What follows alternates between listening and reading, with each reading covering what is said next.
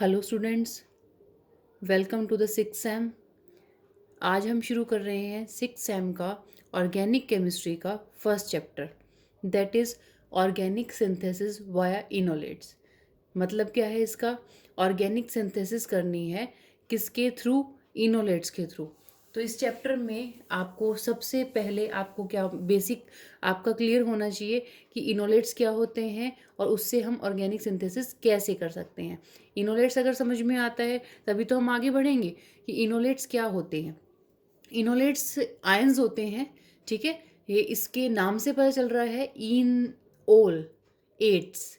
इन मतलब double bond, ओल मतलब अल्कोहल की प्रॉपर्टी OH, और एट्स मतलब ये आयन है, ठीक है। तो इनोलेट्स का मतलब होता है ऐसे आयन जिसमें इन ओल मतलब डबल बॉन्ड, एल्कीन वाला डबल बॉन्ड और अल्कोहल वाला OH से आयन बनता है, ठीक है। और ये आते कहाँ से हैं?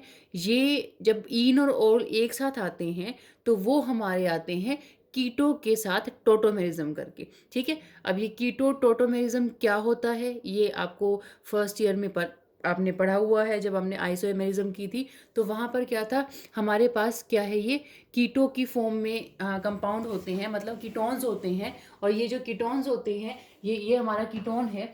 ये क्या करता है, ये कीटोन किस फॉर्म में जाता है? इनोल की फॉर्म में जाता है। इनोल की फॉर्म में जाने के लिए इसको क्या करना पड़ेगा? क्यों जाएगा? सबसे पहले ये हमारा यहाँ पर क्या होता है, अल्फा जो बॉन्ड होता है वो एसिडिक होता है, जिसकी वजह से हमारे पास क्या आते हैं, इसके पास कीटो फॉर्म इनोल फॉर्म में जाती है, ठीक है। तो सबसे पहले तो ये हमारा इनोलेट्स क्या होते हैं इसका इंट्रोडक्शन हो गया। इनोलेट्स ऐसे आयन्स होते हैं जो इन ओल वाले कंपाउंड से बनते हैं, और ये इनोल हमें कीटो कंपाउंड से मिलता है by the process of tautomerism, ठीक है। टोटोमेरिज्म क्या होता है? किसी भी आयन एक एलिमेंट का, ठीक है, एटम का एक से सेकंड या थर्ड पोजीशन पे जाना, ठीक है। मतलब हाइड्रोजन का फर्स्ट पोजीशन से थर्ड पोजीशन पे जाना टोटोमेरिज्म कहलाता है, ठीक है। टोटोमेरिज्म में क्या होता है, ये जो डबल बॉन्ड O है ये किस में कन्वर्ट हो जाएगा?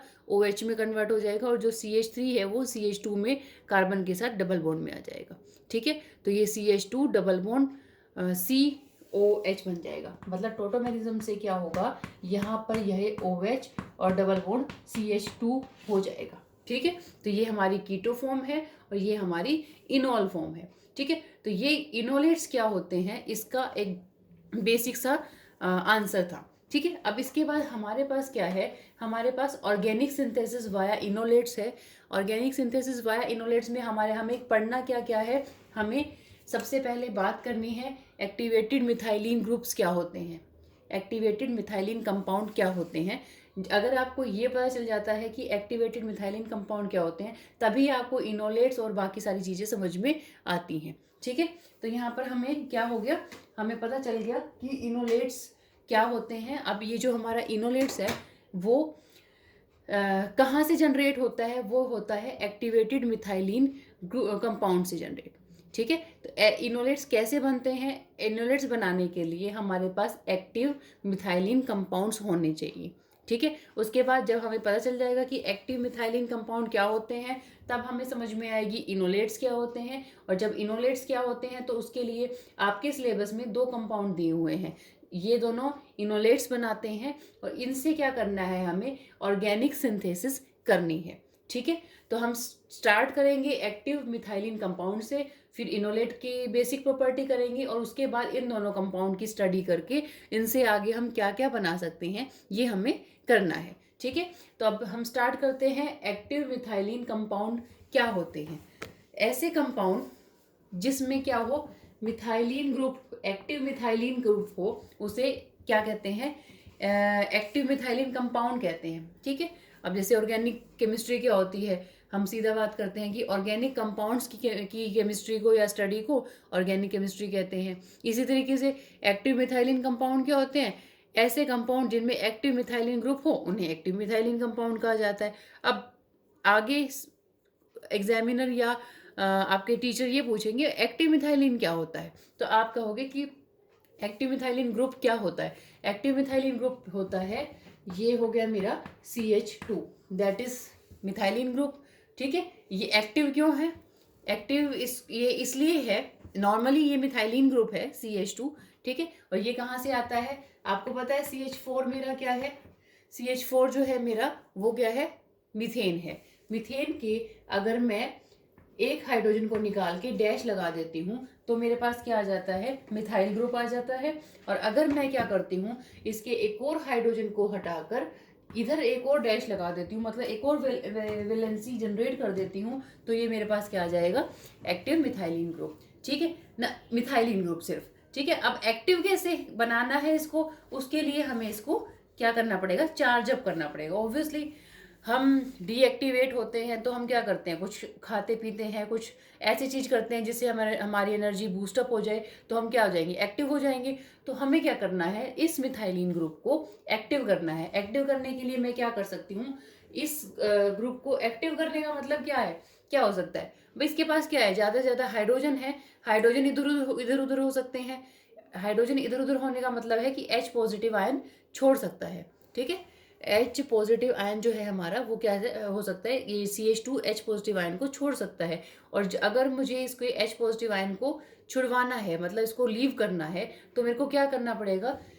यहाँ से कोई ऐसा कंपाउंड लगाना पड़ेगा जो इसके इलेक्ट्रॉन को खींच रहा हो, ठीक है, जो इसके इलेक्ट्रॉन को खींच रहा हो। तो अगर ये यहाँ से इलेक्ट्रॉन का खिंचाव आएगा तो ये क्या करेगा? ये वाला कार्बन कहेगा इसके दो हाइड्रोजन को कि इसके दो हाइड्रोजन को कहेगा कि तुम चले जाओ भैया, मेरे पास अब तुम्हारे साथ शेयर करने के लिए इलेक्ट्रॉन नहीं है, ठीक है ना। तो ये मैं कर रही हूँ CH2, इसको मैंने लिख दिया इस तरीके से HH और दिस वन, ठीक है। तो अब ये जो मेरा एक्टिव मिथाइलिन ग्रुप था ये हो गया एक्टिव। एक्टिव होने का मतलब है ये अब ताव में आ गया और ये कह रहा है कि तुम अपना यहाँ से जा सकते हो, ठीक है। अभी जाएंगे तो H पॉजिटिव आयन जो है वो रिमूव हो जाएगा, ठीक है। H पॉजिटिव आयन रिमूव होने के लिए कंडीशन क्या है? कि ये वाले इलेक्ट्रॉन कोई और खींच रहा हो, ठीक है। ये वाले इलेक्ट्रॉन कोई और खींच रहा हो, तभी तो ये यहाँ से और यहाँ से इलेक्ट्रॉन को खींचेगा, ठीक है। तो यहाँ पर और यहाँ पर क्या लगा होना चाहिए? जो इलेक्ट्रॉन खींच रहा हो। इलेक्ट्रॉन खींचने का मतलब है इलेक्ट्रॉन विड्रॉ करना। इलेक्ट्रॉन विड्रॉइंग ग्रुप ये काम करेगा। इलेक्ट्रॉन विड्रॉइंग ग्रुप जो है मेरा, दोनों तरफ इलेक्ट्रॉन विड्रॉइंग ग्रुप लगा देती हूँ तो ये काम करेगा। आपको पता है कि इलेक्ट्रॉन विड्रॉइंग ग्रुप क्या होते हैं? इलेक्ट्रॉन जो विड्रॉ करते हैं, मतलब जिनके पास अपने पास खुद के पास इलेक्ट्रॉन की डेफिशिएंसी होती है। सबसे इसका अच्छा एग्जाम्पल है कार्बोनिल कंपाउंड, ठीक है। कोई भी कार्बोनिल कंपाउंड अगर जो भी होगा वो क्या, कोई भी कार्बोनिल कंपाउंड, ठीक है, चाहे वो हमारे पास किसका हो, अल्कोहल कीटोन का हो या एस्टर का हो, ठीक है, या फिर एसिटाइल क्लोराइड का हो, किसी भी चीज का हो, क्लोराइड हो सकता है, अमीन हो सकता है। अब मेरे पास CO होना चाहिए। CO क्या होता है? स्लाइटली पॉजिटिव और स्लाइटली नेगेटिव होता है, ठीक है। ये स्लाइटली पॉजिटिव है तो ये क्या करेगा?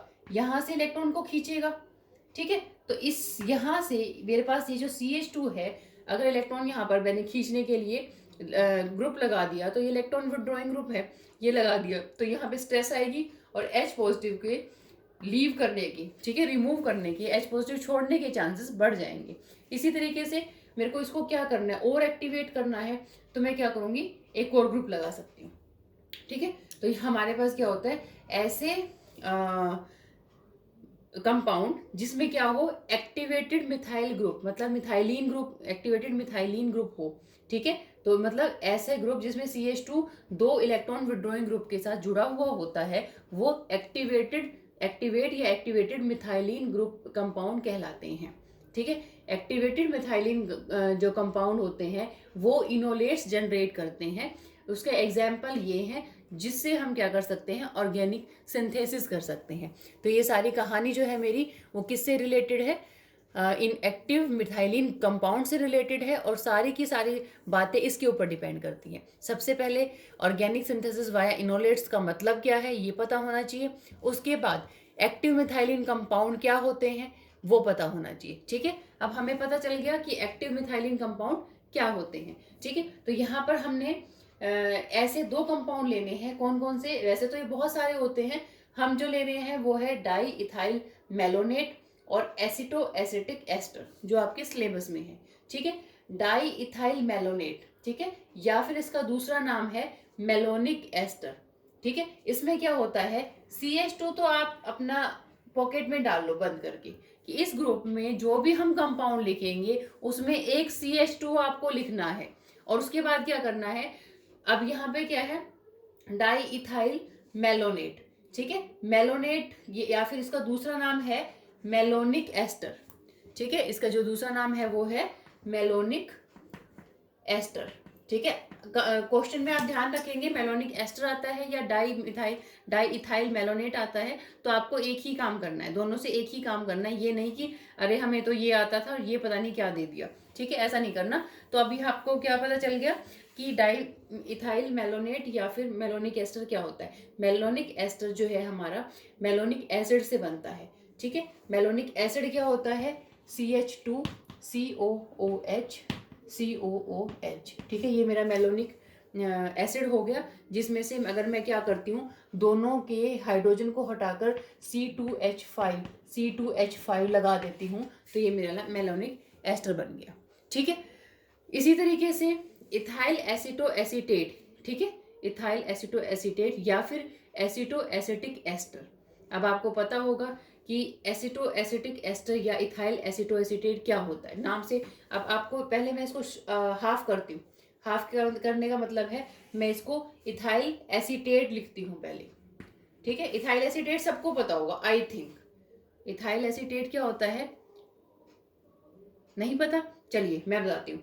इथाइल एसीटेट का मतलब होता है एसिटिक एसिड में क्या हो जाएगा, एक OH हट के OC2H5 लग जाएगा। ठीक है, एसिटिक एसिड में तो CH3CH, अगर मैं यहाँ से इसको हटा देती हूँ, ठीक है, तो यहाँ पर क्या हो जाएगा, ये CH3 होगा, CH3C double bond O CH3, मेरा बन गया एसीटोन। ठीक है, अगर मैं इसको थोड़ा सा क्लियर करती हूँ, तो ये मेरा थोड़ा सा क्लियर करके दोबारा लिखती हूँ, तो मैं ये मेरा है CH3C डबल बॉन्ड O और CH3। ठीक है, ये तो हो गया मेरा एसीटोन। ठीक है, अब मुझे क्या करना है, एसीटोन के एक हाइड्रोजन को रिमूव करना है और उसके साथ क्या करना है, CH2 बन गया, एक हाइड्रोजन रिमूव किया तो, और उसके साथ दूसरा एसीटेट ग्रुप लगाना है। ठीक है, एसिटाइल ग्रुप या एसिटाइल ग्रुप इसे कह सकते हैं। तो ये एसिटाइल ग्रुप है और ये हमारा जो है एसीटोन था। तो एसीटोन के एक हाइड्रोजन को हटाकर एसिटाइल ग्रुप लगा देते हैं और ये 2 कार्बन वाला है, तो ये इथाइल है। ठीक है, इथाइल इसे कहेंगे और ये हमारा एसीटेट था। तो ये हमारा क्या हो जाएगा, पहले इथाइल एसीटेट बनेगा और उसके बाद इथाइल एसीटो एसीटेट बन जाएगा। ठीक है, मतलब एसीटोन वाले जो हमारा कार्बन था उसमें से एक हाइड्रोजन हटाकर हमने एसीटेट लगा दिया, मतलब एक और COCH3 लगा दिया।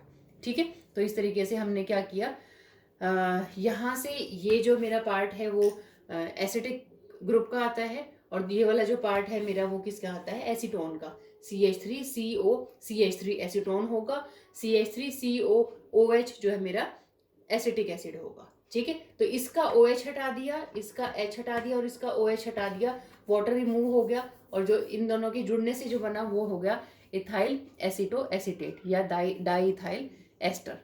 ठीक है, एसिटिक एस्टर। तो ये हमारा जो है दोनों कंपाउंड हो गए, इनका इंट्रोडक्शन हो गया। इसके बाद हमें क्या करना है, यहाँ कैसे ये जो हमारा मिथाइलिन ग्रुप है वो एक्टिव होकर इनोलेट्स बनाता है और कैसे इसका जो है आगे ऑर्गेनिक सिंथेसिस होती है, वो हम नेक्स्ट वीडियो में करेंगे। अब तक सिर्फ आपको ये ध्यान रखना है कि इनोलेट्स कैसे बनते हैं, किस तरीके से active methylene compound enolates generate कर सकते हैं। ठीक है, that is the introductory part of organic synthesis via enolates. Thank you.